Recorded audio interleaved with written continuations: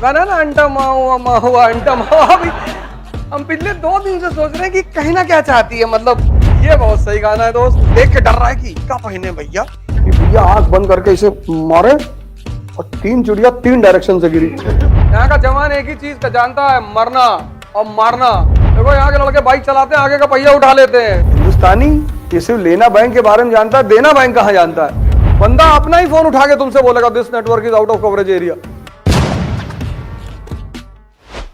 तुम्हारी जनरेशन ऐसी है ना, वो ऐसे गानों की जनरेशन है जिस गाने का मतलब ही नहीं है।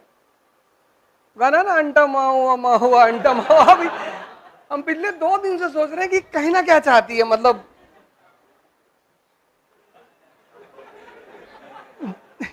जैसे पहले गाने थे तो हर चीज का चलो कुछ भी बोल रहा है, जैसे गाने के उई उई उई उई करके है तो मतलब एक भाव प्रकट कर रही है।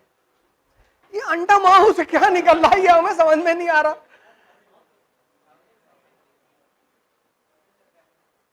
हम आज समझ लो 1 घंटे इस गाने को सुने, मतलब मेरी 3 घंटे की वॉक होती है, 1 घंटा बल्ला आगे अंडा माहू हमको अच्छा लग रहा था और स्पीड बढ़ रही थी। बाकी कुछ अंदर जा ही नहीं रहा था, कुछ समझ में नहीं आ रहा था, बस वही उतना समझ में था ऊ अंटा माऊ माऊ। तो मैं कहा यार ये जो है ये बहुत सही गाना है दोस्त। मतलब कुछ भाव पैदा होना चाहिए ना, हर संगीत में एक भाव पैदा होता है। या हो सकता है तमिल भाषा में है तो मुझे नहीं समझ में आ रहा है, लेकिन कुछ तो होगा जरूर। ध्यान दर्शा लुंगी पहन के दरबार में चला आता था, सुबह ब्रश लगाए लुंगी पहने दरबार में आ गए। राजा है ये राजा है। जब तुम डीएम होम से मिलने आते हो तो तुम सोच के जाते हो कि यार डीएम से मिलने जा रहे हैं, तो तुम बाकायदा सूट में और लाइट व्हाइटिश टाई वाई पहने हुए मिलता है और देखता कहता हाँ अरे नहीं।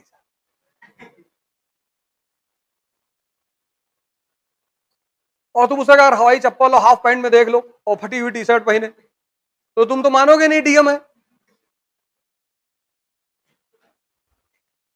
इसलिए तो हर चीज का प्रोटोकॉल बनाया गया है।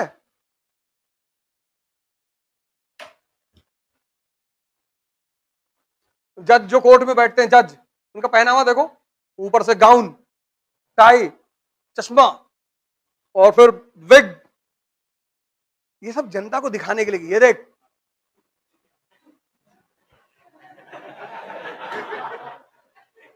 वो आम आदमी धोती कुर्ता पहन के चला गया और वो जज साहब बैठे हैं वो नीचे पैर तक का गाउन है, वो देख के डर रहा है कि क्या पहने भैया। और फिर 2 लोग इधर खड़े 2 लोग इधर खड़े पंखा हिला रहे जबकि एसी चल रहा है। इस देश में जितने बदमाश खतरनाक नहीं है ना, उनके साथ जो रहने वाले इतना पिक्चर बना देते हैं उनका कि राजा भैया ताल है उनके यहाँ घर में, ताल मगरमच्छ पाले हैं वो, किसी से नाराज होते हैं तो मगरमच्छ को फेंक देते हैं। तुम जाके कभी देखे हो? इस देश के कहानी सुनाने वाले बड़े खतरनाक हैं कि भैया उनके घर गए थे, मशीन से ट्रे चलती उनके घर में, फर्जी।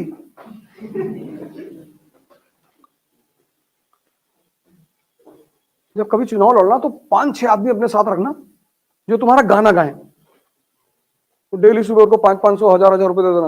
ये लो चौबे जी, ये लो 1000 रुपए और बढ़िया है जी भैया, गाना गाएंगे तुम्हारा कि भैया आंख बंद करके इसे मारे और 3 चिड़िया 3 डायरेक्शन से गिरी।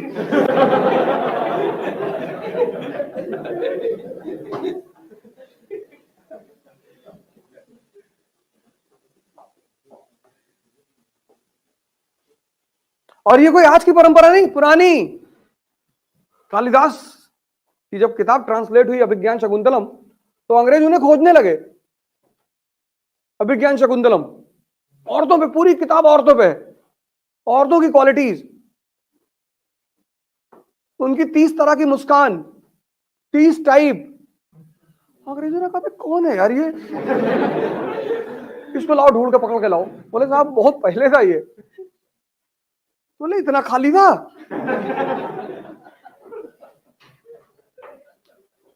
भाई 30 टाइप की मुस्कान जानने के लिए तुमने कितना गौर से औरतों को देखा होगा। हिंदुस्तान की सबसे खतरनाक क्या है? यहां की सेना। आदिकाल से यहां का जवान एक ही चीज का जानता है, मरना और मारना। आईपीकेएफ यूएन है, पूरी दुनिया में इंडियन पीस कीपिंग फोर्स को यूज करती है। देखो यहाँ के लड़के बाइक चलाते हैं, आगे का पहिया उठा लेते हैं, घुस गए, उससे कोई फर्क ही नहीं पड़ता। कल 2 लोग यही क्रॉसिंग पे ऑन ऑन स्कूटर, वो बैरिकेडिंग गिर गई है, ऑन स्कूटर झुका के निकाल ले, ऑन एक्सीलेटर पकड़े, और वो निकले तब तक एक्सीलेटर दब गया और आगे बड़ा आग से मेरी गाड़ी में लड़े। सॉरी अंकल जी।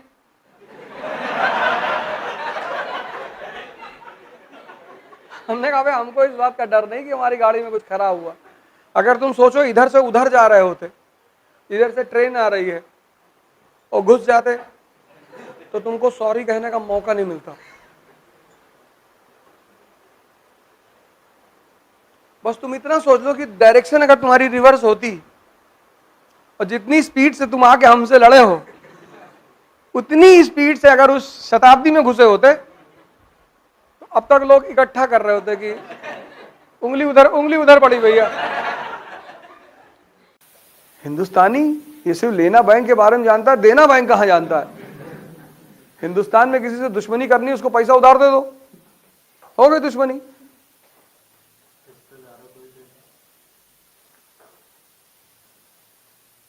तुम्हारे यहां जब लोग पैसा मांगने आते तो देखो कैसे मांगते, रो के पैर पकड़ के, भैया 10 अक्टूबर को इस दे देंगे। तो जब 10 अक्टूबर कहें तो साल भी पूछ लिया करो।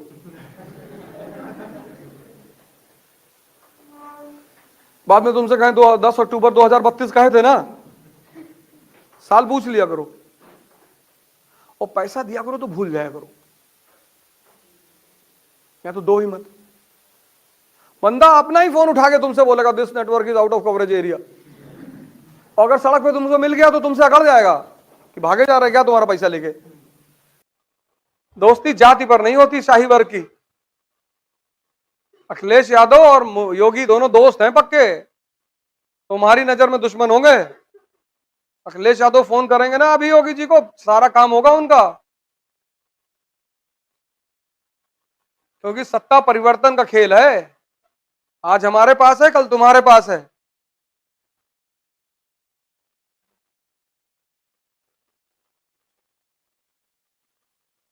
यही तो है शाही वर्ग। कितना गाली दिए चुनाव भर दोनों एक दूसरे को, कितना दिए, लेकिन फिर भी दोस्त है।